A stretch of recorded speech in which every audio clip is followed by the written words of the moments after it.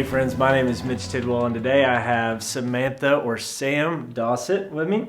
She is the Associate College Director here at Redeemer Church for your college ministry. How you doing, Sam? I'm doing great. How are you, Mitch? I'm doing good. Hey, thanks for being with us. We're talking today about leadership pipeline for Redeemer College Ministry. We're thinking from a freshman just getting on campus to a senior that's being sent out to God knows where. So let's talk about that, Sam. So if I am a Texas Tech freshman, or if I'm a Liberty Christian, Lubbock Christian, Christian freshman, and I get connected here with Redeemer, where do I start? Where does it begin? Yes. So where it actually begins, you would think, is with the student, but really it goes a little bit further back than that, and it starts with our mission here at Redeemer College. So the only way our leadership pipeline really begins and is really able to work is because of three things to know about Redeemer. The first is that Redeemer College is a student-led, staff-supported ministry.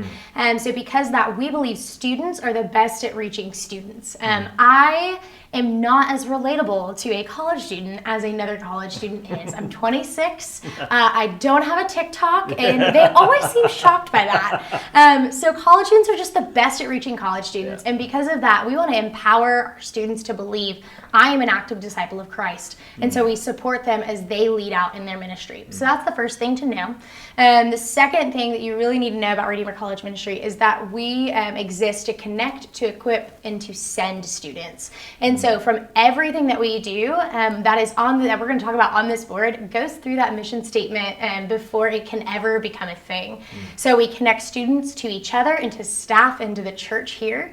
We equip them with knowledge, tools, and relationships in order to grow their relationship with Christ, and then we actively send them out. We want not a single student to leave Redeemer College thinking that they just graduated and left. We want every student to believe I have been sent by Redeemer College for the sake of the gospel.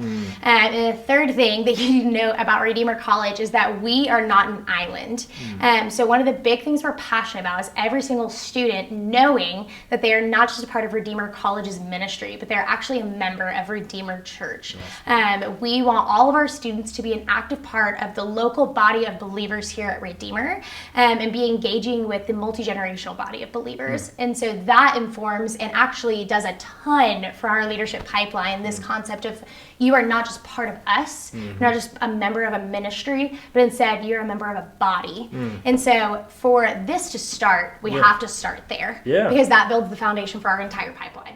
I love that. I love that. So you got you have a church that says, hey, this is not just a bolt-on ministry, like you're a part of this whole body. And in fact, our students are going to be the ones leading the ministry, and we're going to support them doing that. Yes. I love it. That's fantastic. Cool. Okay. So with that, we'll get started. Okay. So like you said, we've got a student. So this is what we would call a new student. This is the first. We actually include the new student as part of our pipeline. And the dream would be that this new student is a freshman. So like you said, we actually have two major colleges here in Lubbock. We have Lubbock Christian, we have Texas Tech University, and we also have a community college called South Plains. So this new student would be someone that we would define as first time on campus setting foot. This could be a believer, this could be a cultural Christian, this could be a non-believer. It could be any of those things, but we would consider all of them a brand new student. And our goal is to get them from new student to what we would call a connected student, okay? A connected student, and hopefully this is still a freshman. So we have 4 ways that we try really hard to move our new student into a connected student. The first one is going to be through what we call RRO, or Red Raider Orientation. And this specifically caters towards our Texas Tech students. So every summer, every single week, our students come and they start picking their classes, doing orientation things, getting to the campus, getting to their dorms, all the fun stuff.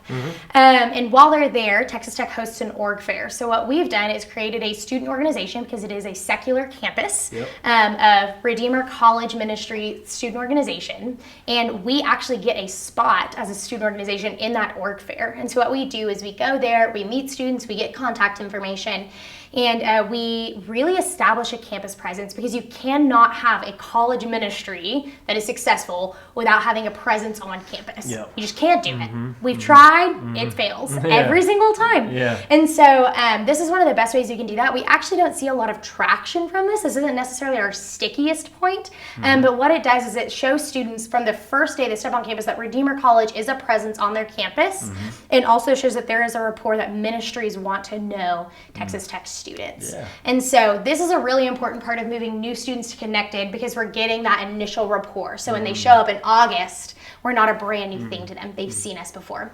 So this is one of our first steps. The second thing, By the way, go ahead. I really like that because you're saying like, hey, this may not be the stickiest point, but it also is like it's like just allowing people to see us. And so it's not, sometimes I think we think of that and think, okay, well, maybe this is not as sticky, so let's just not do that. But you're building that rapport. So I love that. Sorry, you can go on. No, that's great. Yeah. So this next thing, actually, I would say is probably our stickiest point. Yeah. And this is what we call mission trip to campus.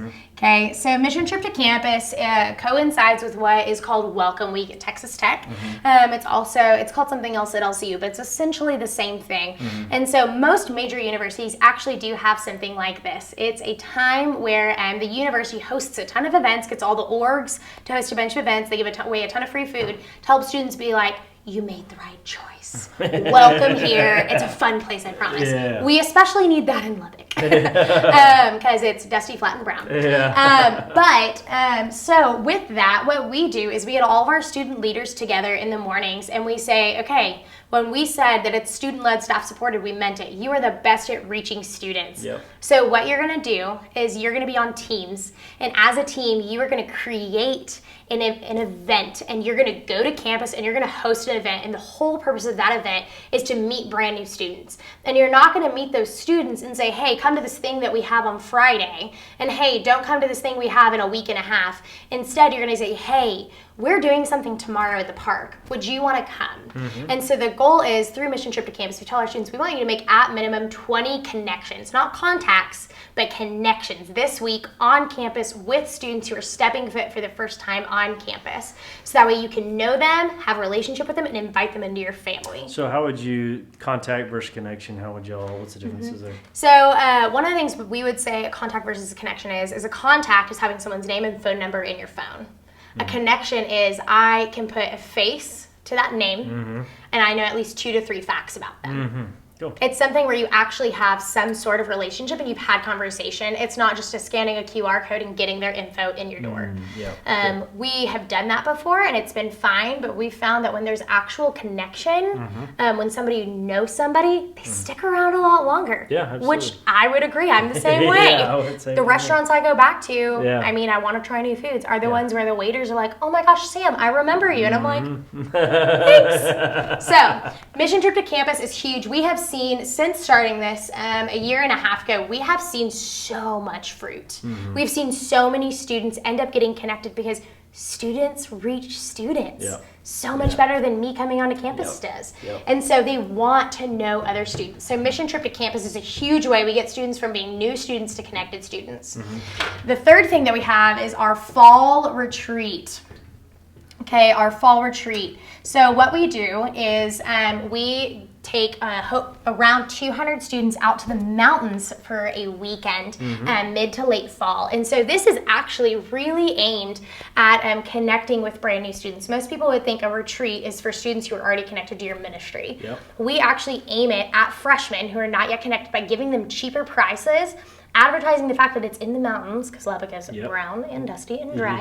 And we remind them that this is a way that they can do good connection and get to meet new people. We bring leaders, we bring students that have been in the ministry for a while with the hopes that they're going to connect with those brand new students they're just meeting. And so this is a huge way we connect with students because shoving 4 kids in a car for a 5-hour drive to New Mexico in the evening when it gets dark 30 minutes before they actually get to the campsite and they're in the mountains, it's a bonding experience. And they suddenly feel like, hey, I'm not just someone who shows up, to college gathering or to Sunday services, but like I'm a part of this family and people want to know me and I have memories with them. So we want students to build memories. And that's one of the reasons Fall Retreat is a huge push for us. And then the last way that we'll take a new student to a connected student is our college gathering. So instead of this being a one-time event, this is actually a weekly event that we host here at Redeemer College.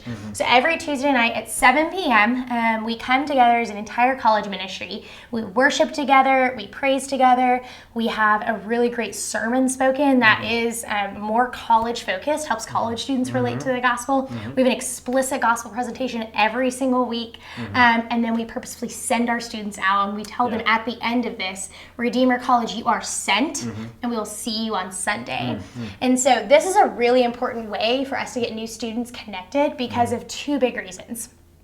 First, is we have a lot of students who've experienced church hurt, right? Yeah. And so coming on a Sunday is really scary and something that they don't want to do. And also going to like a small group, it has a lot of bad connotation for them. And so they don't want to go to a small group. They don't want to go on a Sunday. But a Tuesday night random college thing, I'm willing to do that. It's an easy first step, yeah. Easy first step. The second thing is we're trying to teach our students a little bit more about what does it mean for you, right, to own your ministry. And also what does it mean for you to be bold in your faith, to share your faith for the first time, for you to invite somebody to church, for you to tell somebody you're a believer, you know, when you first meet them and invite them into that instead of it just being a fact about you. Yeah. And so this is a really easy way for our college students to practically learn, how do I invite people in? How do I help people come here? How do I be bold in my faith and actually believe that like the gospel is real enough that I want to tell people about it?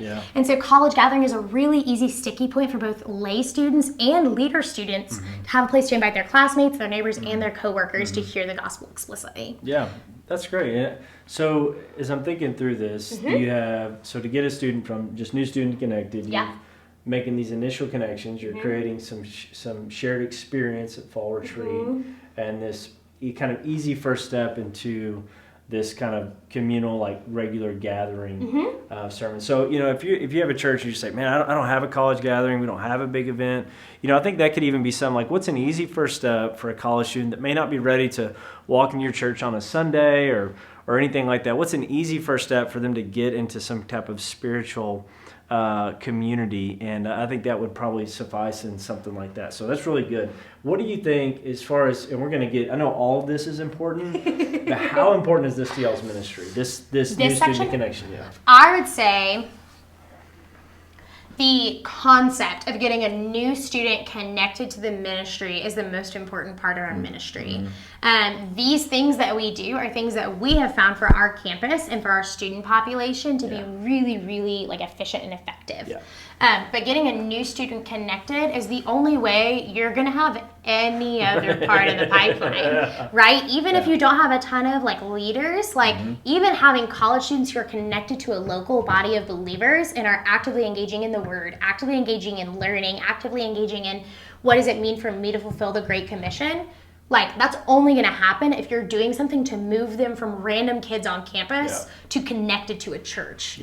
So this only exists if this exists. So this is probably the most important part of our ministry. Yeah. That's great. Because this is how we build the relationships that help build the rest of it. Love it. Okay, so we got a new student. That student is not connected. What do we have here next? Yes. So actually part of with our connection, right? So the first thing we're going to talk about is our gospel communities, right? So a student has gotten connected, but one of the things that we would define a connected student, like how we would define them, is one of two things. They either are consistently attending a gospel community, which is what I'm about to talk to you about a little bit more. This is our smaller family units that we have here at Redeemer. Or they are consistently attending college gathering every week, as well as a Sunday service, and have a meaningful relationship with a student. Okay, so it's a big and or, you know, you're either consistently in a GC, or you are going to Sundays, going to Tuesday nights, and you have a meaningful relationship. So that is what we would define as that. Until they're able to meet those criteria, we would consider them new students and unconnected. That's really important.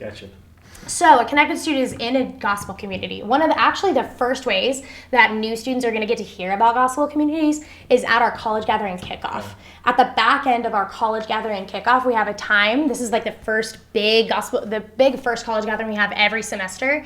We have what we call our GC connection time. So all of our gospel community leaders, our students, because our students lead our gospel communities, are outside with these giant poster boards with their like time and day that they meet, and they're like screaming and they're handing out like Frio's gourmet pops and cookies and stuff, trying to get students to be like, hey, come meet me. I want you to be in my family. I want to meet you. I want to know you. And they get their information. They get to connect with them, find out about their gospel community, all those things. So this is like also functions as a bridge, essentially, to moving a student to that next. Yes. Our goal at every college gathering is if we meet someone who is standing by themselves, we introduce them to a student leader. Every single time. If I see a student sitting or standing by themselves which it's really cool because the culture has started to pick up where our students understand this. And so one of our axioms for Redeemer College is no one sits alone and no one stands alone. Our college students actually believe it, which is the coolest thing in the world. And so I seldom have to go find students who are by themselves because our student leaders are like, I see them, I want them in my family. And they go find them. And if they're not a good fit for them, they give them to a different student leader because our goal is to get all of them connected so they can get into a gospel community. Yeah, so it's a huge bridge. But so our gospel communities, they meet once a week. We would define them as a community that meets once a week that is centered on the gospel. 3 things that really define our gospel communities that maybe separate them a little bit from maybe a traditional small group is the first thing is that they are entirely student-led. So I don't show up to gospel communities to teach. We give our students curriculum that we create based on sermon follow-up, and they have to read through the curriculum, answer questions, think through it, and then they help lead discussion with their small groups. Are they leading them in their own spaces or adult homes or how's? Yeah, so our second thing is actually that they are all of our gospel communities that are college-led are in host homes of adult members of Redeemer Church. So we have multiple families who have said, I want to open my home, and what we would define those host homes as is safe spaces and tangible care for our college students. And so they open their home every single week. Each gospel community is assigned a host home. They meet there every single week, and they just get to have their gospel community there, and they get to do that while these adults who are raising kids, who are, have been married before or are like just doing adult life in a really rich way. They're getting to watch them do that and be in their home and actually see for the first time, like, oh, I can follow Jesus post-college really faithfully and not necessarily have to be in vocational ministry. That's a really, really cool thing because one of our biggest goals, right, and so I meant to say this at the beginning, but our big goals, everything we do in our leadership pipeline is to help our students determine where they're being sent, to be a goer overseas, to be all-in church members, right, and then also to see if they want to be a part of the church planting pipeline. Nice. Okay, so with that, when they're in these gospel communities, they're seeing these host homes, they're getting to see people who have considered these things. They're having adults to talk to about this in their host homes. And so that's a really cool thing to get to have for them as well. So that's the second thing that sets our gospel communities apart. And then I'd say the third thing for our college students is that we put a heavy emphasis on families. They are going through the word, they are doing curriculum, but they also have a really heavy family presence of what does it mean for you to do life on life and deconstruct that really complex concept of community. And we help them facilitate that by once a month giving them no curriculum and telling them to have a big fun event that they are going to host as a gospel community together, to invite people in, but to spur on family and relationship and care. And so that's kind of what sets our gospel communities apart. And our goal, obviously, is that a connected student is actively engaged in that. But if we're wanting to move a connected student down for their sophomore year to this next level, we want them to not only do a gospel community, but we also want them to go ahead and engage in our membership class as well as our H3 class. Okay. So like I said at the beginning, something that's really, really important for Redeemer College is this idea of you don't belong to Redeemer College, you belong to Redeemer Church. Yep. We want you to be a part of our church. And so for a student to be able to move forward in the leadership pipeline, they actually have to become a member of Redeemer. Okay. And so we have our membership classes. It's 2 classes, 2 Sundays back to back from 12:30 to 2:30. And so students have to attend both of those classes with other people that are a part of the church, so adult families, senior citizens, those kinds of things. The entire population of the church, they attend membership to learn church doctrine, to learn church discipline, to learn what church government is, and all the things about Redeemer Church. And then we ask them to come to a 3rd week that we call H3, which represents the head, the heart, and hands of Christian leadership and gospel leadership. So we talk through the head, how do you articulate the gospel? Heart, what is repentance and how do I actively repent? And then hands, what does it mean to actually serve the body of believers as the hands and feet of Jesus, and why are we called to that? And so once they do membership, they are able to become members. But if they do H3, they can move forward in our church planting pipeline, hopefully, but also even more that in our leadership pipeline. So are you guys with membership in H3? Is that something that you guys are inviting them to in gospel community? Is that where the invitation is given? Yeah, they're invited in their gospel community. They're invited on Sundays. They're invited at college gathering. Okay. They're invited everywhere. Okay, gotcha. We are putting it out there all the time. Like, hey, membership class is coming up. We want you to come to membership class. Yeah. We also want you to consider H3.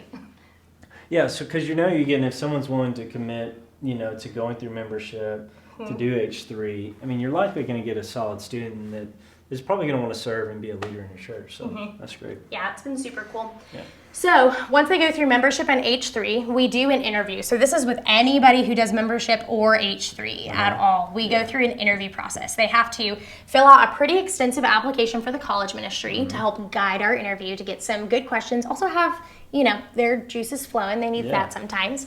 But there are 3 main things we do in this interview. The first is we ask them to articulate the gospel and their story, so how the Lord has transformed them. Second, we ask about sin, repentance, and growth in their life and what that looks like. And then the third thing we say is, hey, you have spent your freshman year getting connected to Redeemer. We are so excited about that. And we want to know, after this year, where you think the Lord is sending you post-graduation from Redeemer. Where do you think Redeemer College should be sending you? Do you think that we're going to send you as a goer overseas, part of it, like to be an all-in church member at a church, or to be part of the church planting pipeline? Where are you being sent? Yeah. And they answer that, and we get to write it down and put it in their profile. Laugh a little bit because they're probably going to change their major 7 times, But also, we get to rejoice with them, because there are sometimes where we get a freshman who says, I'm going to go overseas. And we're like, heck yeah. And that helps us figure out where we want to put them in the leadership pipeline. We have some students who are like, I'm going to be an all-in church member. And we're like, that is awesome. Let's teach you how to be an all-in church member. And there are students who are like, church planning pipeline. And you're like, that's great. Like, vocational ministry is incredible. And working to plant churches is incredible. Like, let's talk about it. Yeah. So we start that process from their freshman year, right after their membership and H3 interview. And you're about to see interview on this pipeline many more times, because this is honestly, outside of connecting new students and then getting them into gospel communities, this interview is probably the next most important thing in our pipeline to date. Gotcha. That's good. Cool. All right. So we have a connected student. They finished their freshman year. They were actively involved, faithful in a GC. They did membership in H3. Their interview went great. We are so excited about them. Their sophomore year, we want them to serve as what we would call a context leader. Okay, a context leader. So this is an interesting role that we have that we actually have seen a lot of fruit from. So what we would title and like what we would define a context leader as is a student who is learning how to be a disciple who makes disciples. All right, so we've been trying to teach them and equip them. How do you be a disciple? What does it mean to be a faithful follower of Jesus? Here we're saying, okay, what does it mean for you to be a faithful follower of Jesus who makes disciples and helps others become that too?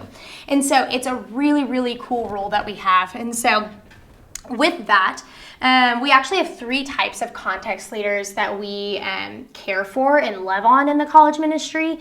One specifically that we do a lot more with. But so we actually have worship context leaders. We have youth context leaders. and then we have college context leaders. Okay, so they all serve the same purpose, right? Of what does it mean to be a disciple who makes disciple, and learning that. But it's learning that in different contexts based on like gifting. So we have some students who are incredible at worship, who play the guitar incredibly, who sing, who do the drums, other stuff in worship. I'm not a worship person, so I don't know. But they're incredible at it. So they're learning, what does it mean for me to be a disciple who makes disciples faithfully using the giftings I've been given in worship? And we have the same thing with youth. Of a student who's like, hey, I'm really passionate. I want to learn how to disciple and I want to do that well. I don't think my gifting is the college students, but 7th grade boys, that is my jam. That's my husband. He is that person. Yeah. So with that, we're like, okay, we want you to learn to disciple in the context the Lord has given you and has grown you in. So let's put you in youth. And then with college, that's what we're going to talk about a little bit more, because that's more my avenue. I actually do know something about that one. We want to teach them how to be disciples who make disciples within college ministry and with college-age students. Okay. So there are 2 main roles that a college context leader has that we're training them in and using to train them. So the first one is going to be a core team member, okay?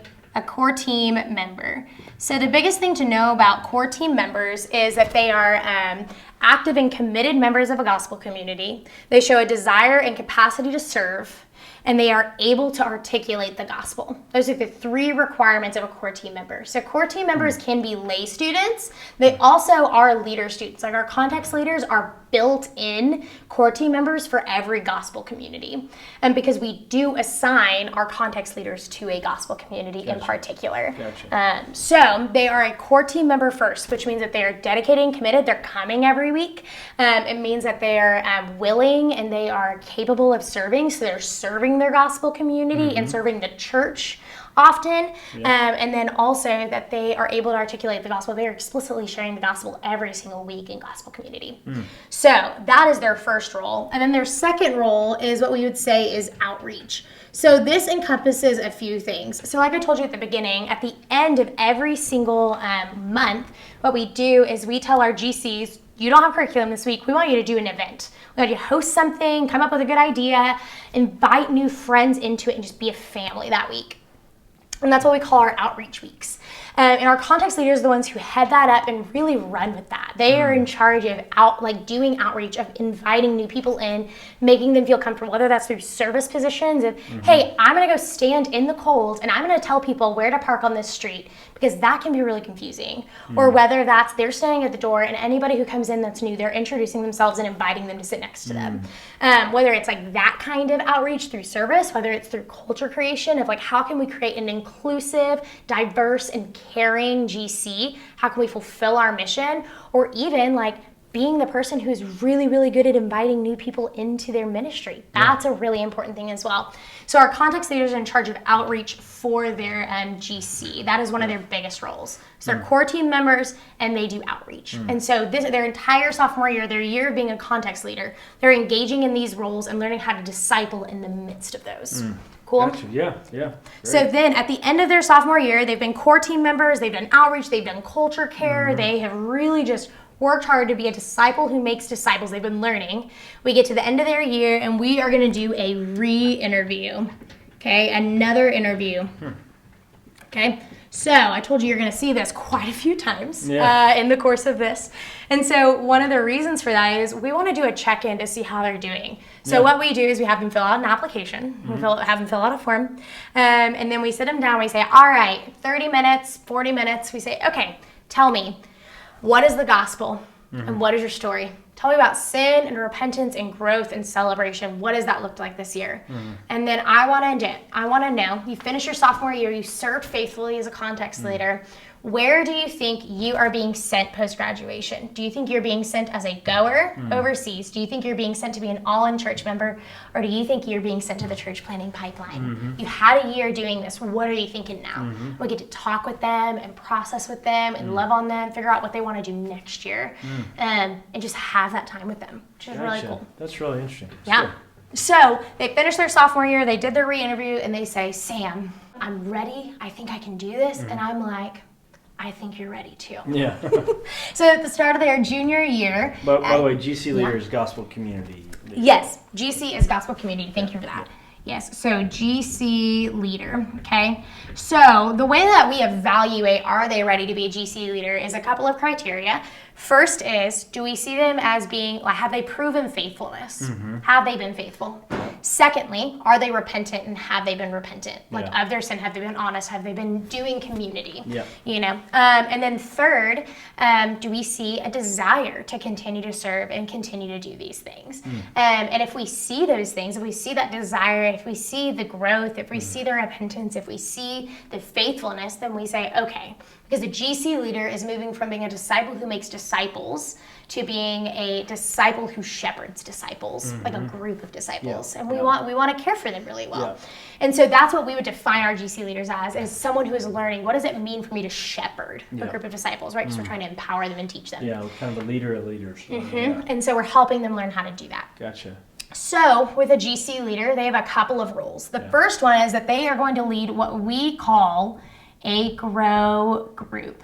Let me ask you this real quick. Go ahead. So the GC leaders, are you doing these interviews, and then after the interviews, is your team meeting saying like, hey, we want to appoint these people, and then you're giving them invites, or how does that? Yeah, so everyone who does an interview, whether it's a re-interview or a first-time interview, we have like extensive form that when they do interviews, they fill out. So there's 2 staff members in every interview. They have to work together to fill out this form, and then we have a 1 to 2 hour time where we sit down with everyone's form after all the interviews are done, and we say, all right, anybody got anything on this person? Anything we should know? This form says this. What do we think? Okay, so probably a GC leader. Great. All right, what about this person? How do we feel? Anybody know anything? Let's talk about it. Okay, probably a context leader. Great. And so we kind of move through it. We have had ones where it's like a student leader, like we see at the back end, like, man, they need a year off. Yeah. They need some growth. Yeah. Or they're just not ready yet. Like, in age 3, I've had to call girls before and say, hey, we think you need some character development before you're ready for this. Or, hey, there's like some serious steps you need to take before you're ready to serve in a leadership position. We want to partner you with someone to disciple you for a little bit to walk with you through that. You know? So we have done that before, but we do have a time, we call it our deliberations, where we as a team sit down together to talk through these things. Gotcha. Okay. Good. Cool. Yeah, GC one person lead and then grow group. All right. Yes. So GC leaders, one of the things we want them to do is lead a grow group. So our grow groups here at Redeemer are a model of intentional discipleship we have for the entire church, right? So we're part of the multi-generational body, including in this. So this is a way we do intentional discipleship as the church. So it's a group of 3 to 5 people who come together weekly to read the word, to do accountability, and to do life on life together. And so with that, we want a GC leader to be discipling students. So we want them to lead one of these grow groups, have 2 to 3 girls or 2 to 3 guys that are like less mature or younger than them, that want to learn more. And so that we want them to meet with them and walk through reading the Bible together, and walk through how do we hold each other accountable, and then walk through like how do we do life on life and love one another and care for one another. Gotcha. And so we want them to be leading that, because grow groups are also made to multiply. So the goal is that a grow group would meet for 6 to 9 months in the college ministry, but 9 months to a year in the church whole, different years. And that after that 9 months or that 6 months, it would multiply. So each of the 3 people who'd been discipled would then be making a new grow group. So the goal is multiplication. And so we want them to start those grow groups, start leading and discipling and making more disciples. That way those disciples can make more disciples. So what are the key differences between a grow group and a gospel community? So a gospel community is a larger group that comes together to discuss the word and do community. I would say gospel community is a lot more about family and community, whereas grow group is getting down into the nitty gritty. Gotcha. So if you talk about like relationship circles, right? I know this is something I've been taught before. You have like a few different types of circles. You have like tight community. You have friendship community, and then you have like acquaintances, and then the rest of the world. I would say your grow group is this tight community. They know everything about you. They know your sin, they know your life, they know your growth, those kinds of things. Your gospel community is in that second form, right? They care about you, they know stuff about you. They probably don't know everything, but they know a lot, and you're getting to hold each other accountable, especially in all girls and all guys. But the goal would be that this is a tighter knit that is like holding hands with you and holding you accountable. Okay. So with this GC lead and starting a grow group, are they typically like finding the folks that are in this out of their gospel community as they're leading? Okay. That would be the goal, is that a GC leader would look around at their gospel community and find a few students that are in their gospel community to start this grow group. Gotcha. Okay, great. Perfect. And so they lead a grow group, and then the second thing that we ask GC leaders to do is to lead their gospel communities. Yeah. So what we've kind of communicated to them about this is, first, it's intentional preparation, right? So when you get your curriculum, right, that we write for them, you actually read through it, you try to understand it, you prep with your co-leader to talk a little bit more about it, and things like that. Maybe not when you get there, but like maybe a few hours before or the day before.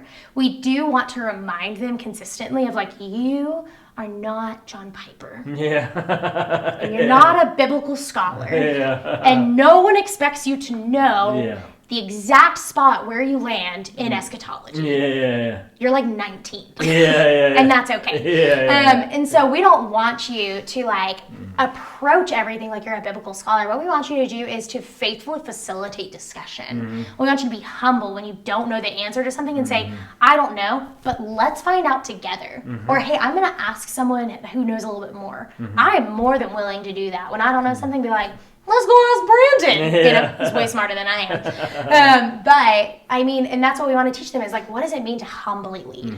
You know? And so we remind them you're not biblical scholars. So leading a gospel community and preparing isn't like getting down to the deepest parts of it, but it is being honest about how you're feeling and growing in that. And so that's part of it. And then the other part is member care, right? So leading a GC is both, you know, helping facilitate discussion, but like caring for your members, like noticing when Johnny doesn't show up for 4 weeks. And it's noticing that, you know, Riley is having a really hard week and like doing care for them. And so it's doing the shepherding part, right, of leading. So not just the teaching.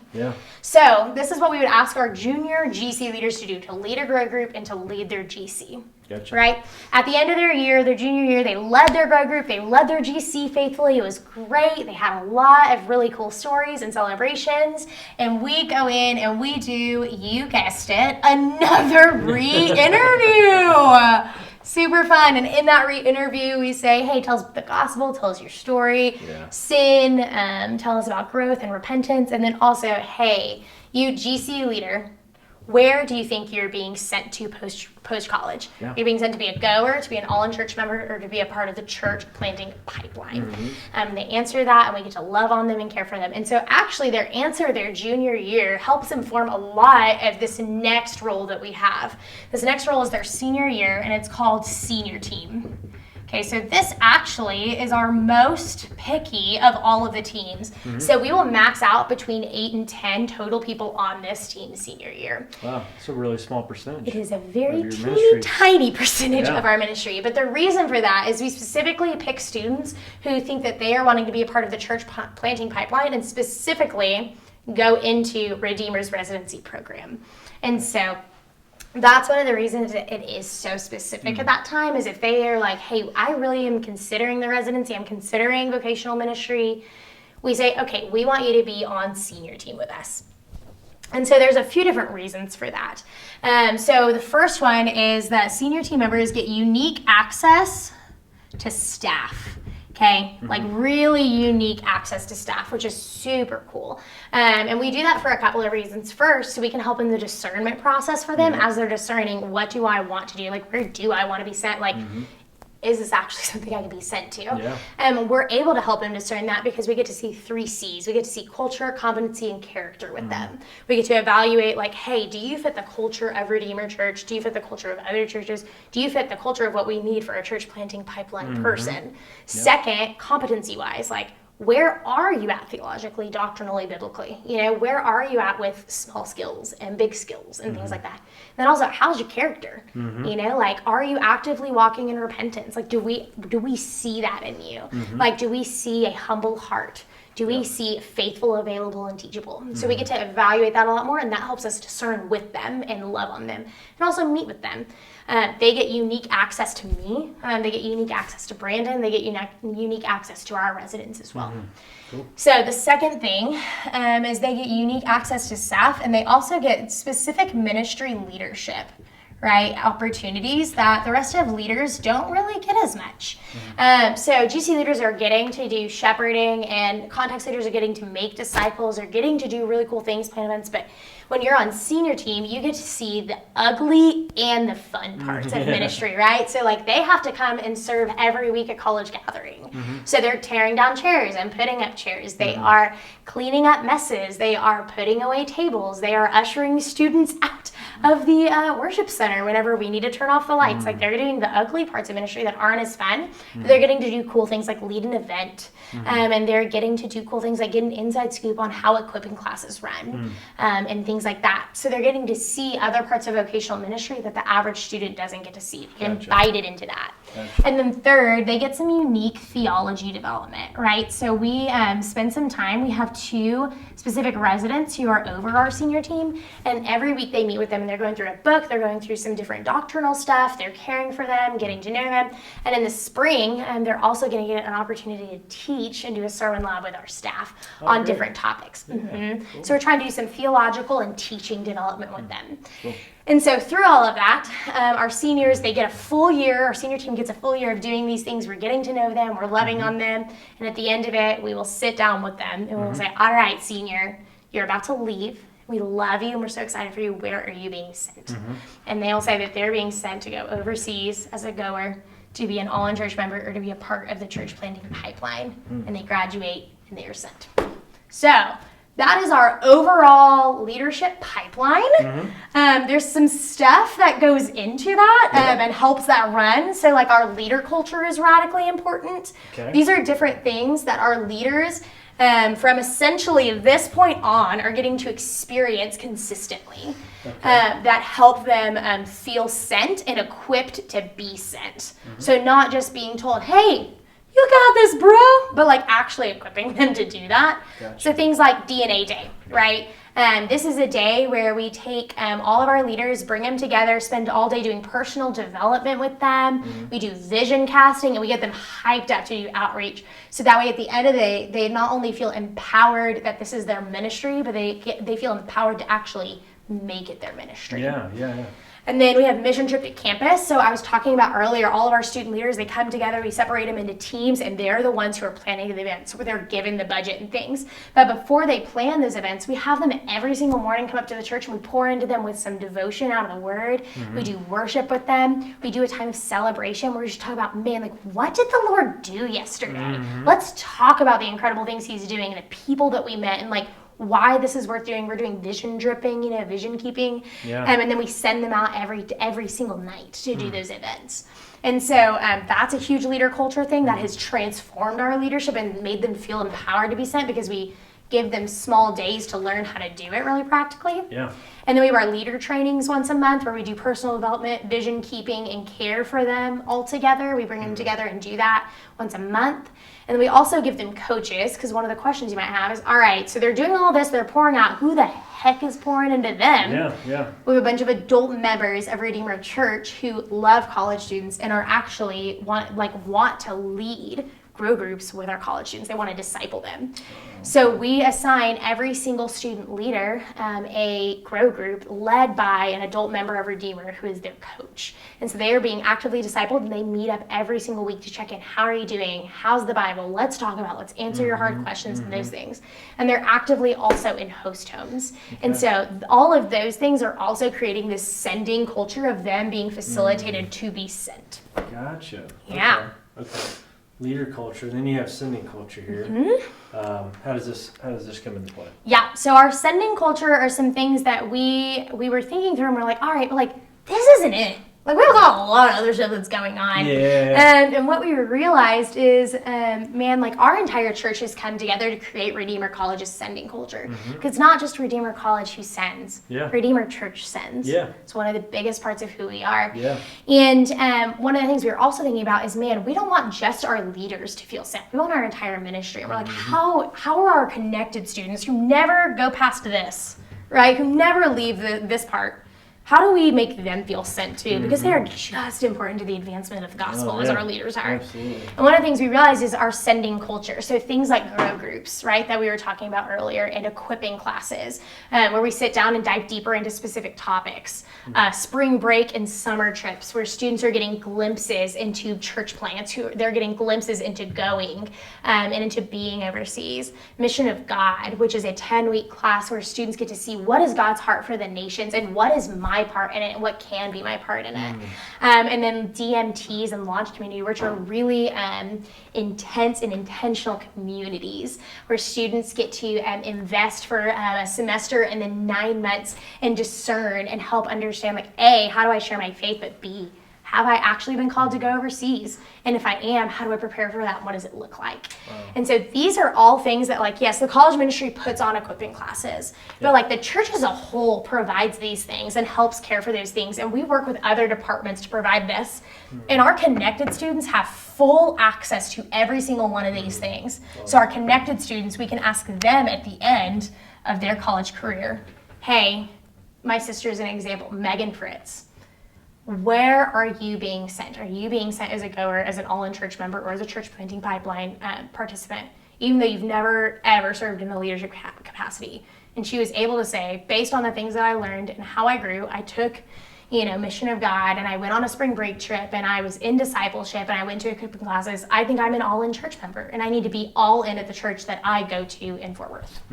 And she's doing that now. And so this sending culture informs our leadership pipeline because it helps our connected students feel just as sent as our context leaders, GC leaders, and senior team. Man, that's great. I think the leadership pipeline is so helpful because it's like, especially for the way my brain works, okay, A, B, C, D, E, F, and so to have to say, okay, you may not have a student that ends up being a leader in your ministry, but how do you help them still feel sent? I think one of the things I love about Redeemer is that like we said at the very beginning, is you guys have a church that doesn't have a college ministry, but it has college students. You do have a college ministry, but it embraces of like these aren't just specific college, but this is for the whole church. That it kind of embeds college and the rest of the church together. So I really like that. Sam, this is wonderful. This is a lot of stuff, but I really appreciate this because this really helps paint a great picture to help you, think through how to make disciples of college students. Where do you want them to go next? And although, every ministry is unique, not everyone is a redeemer. And thank the Lord, we want you to be who you are in your context. And so even think through this as like principles. I mean, if you have a new student going to Connected, you may not have these things, but what are some components of connecting a student? What's some ways that you can help a student go from Connected to becoming a leader? And then ultimately, at the end, like, where do you want students to go? I think something we have to be so careful of is like, are students, when they're done with their 4 years of college, are they just falling off what I call like the cliff, of like, hey, we don't really know what to do next. But do you have some pathways for them, and are we helping them, developing those pathways, which you guys have been doing? So, Sam, thanks so much for this. I appreciate your time.